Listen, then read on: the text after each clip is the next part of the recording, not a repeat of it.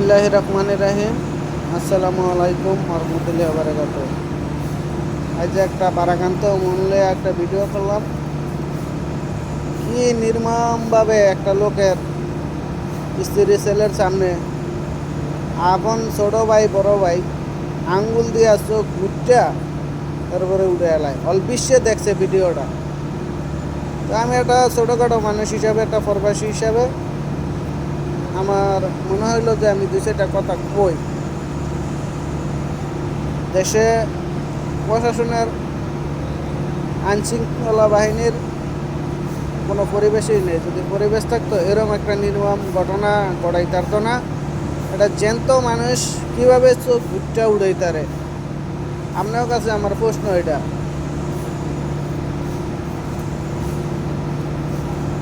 All বিশ্বে দেখছে ভিডিওটা।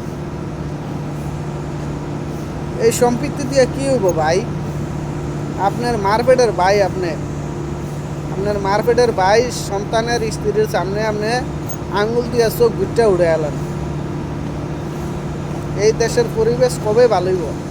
হ্যাঁ, সম্পৃক্তির লাগা বড় ভাইয়ের চোখ ঘুরতে আপনার আঙ্গুল দিয়ে উড়ে এলেন। জিনিসটা খুবই খারাপ।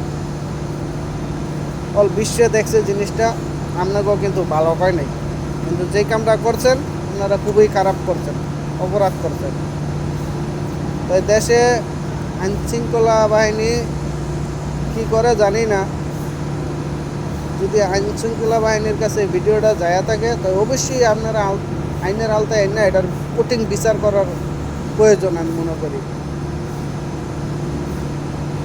তো বন্ধুরা, আপনারা ভালো থাকেন, সুস্থ থাকেন। আমার আর কিছু বলার নাই। দুইটা কথা কইতে মন চাইছে তাই অনলাইনে কইছি, এটাই।